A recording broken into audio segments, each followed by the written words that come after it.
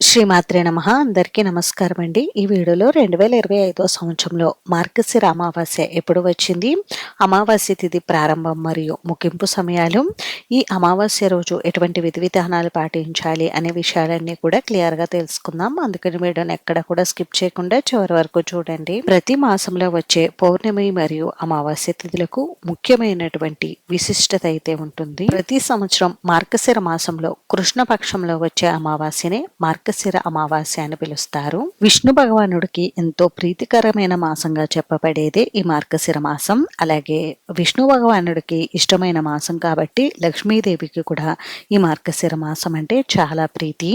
లక్ష్మీనారాయణులకి ప్రీతికరమైన ఈ మార్గశిర మాసంలో వచ్చే మార్గశిర అమావాస్యకు కూడా చాలా విశేషమైనటువంటి స్థానం ఉంది. ఈ మార్గశిర అమావాస్య రోజు లక్ష్మీనారాయణులను పూజిస్తే విశేషమైన ఫలితాలు కలుగుతాయి. ఈ అమావాస్య రోజున విష్ణు భగవానుడికి తులసిమాలను సమర్పిస్తే చాలా మంచిది. ప్రతి మాసంలో వచ్చే పౌర్ణమి తిథి రోజు, అమావాస్య తిథి రోజు లక్ష్మీదేవిని ఆరాధించడం వలన ఆర్థిక సమస్యలు తొలగుతాయని, ఆర్థికంగా పురోగతి ఉంటుందని అంటూ ఉంటారు. అమ్మవారికి ప్రీతికరమైన ఈ మాసంలో అమ్మవారిని ఈ అమావాస్య రోజు పూజించడం వలన ఇంకా విశేషమైనటువంటి ఫలితాలు కలుగుతాయి. ఈరోజు అమ్మవారికి షోడశోపచారాలతో పూజ చేసి క్షీరాన్నాన్ని నైవేద్యంగా సమర్పించడం వలన అమ్మవారి అనుగ్రహంతో పాటుగా లక్ష్మీ కటాక్షం కలుగుతుంది, అప్పుల బాధలు తొలగిపోతాయి. అమావాస్య రోజు గుమ్మం ముందు తులసి కోట దగ్గర పూజా మందిరంలో నువ్వుల నూనెతో దీపారాధన చేయడం వలన లక్ష్మీ కటాక్షం కలుగుతుందని అంటారు. జీవితంలో ఎదురయ్యే ప్రతికూల శక్తుల నుండి బయటపడడం కోసం అమావాస్య రోజు అనేక రకాల పూజలను నిర్వహిస్తారు.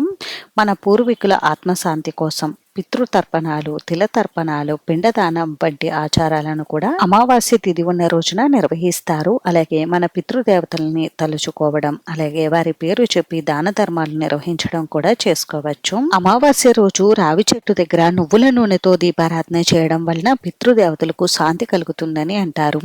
మరి ఇన్ని విశేషాలతో కూడుకున్నటువంటి ఈ అమావాస్య తిథి మార్గశిర మాసంలో ఎప్పుడు వచ్చింది అనేది ఇప్పుడు తెలుసుకుందాం. స్వస్తి శ్రీ చాంద్రమాన శ్రీ విశ్వవసు నామ సంవత్సరం దక్షిణాయనం హేమంత ఋతువు మార్గశిర మాసం బహుళపక్షం అమావాస్య తిథి ప్రారంభం 2025 డిసెంబర్ 18 గురువారం రాత్రి తెల్లవారుజామున 4:24 ప్రారంభమయ్యి, అంటే తెల్లవారితే శుక్రవారం అనగా 2025 డిసెంబర్ 20 శనివారం ఉదయం 7:13 వరకు అమావాస్య తిథి అయితే ఉంటుందండి.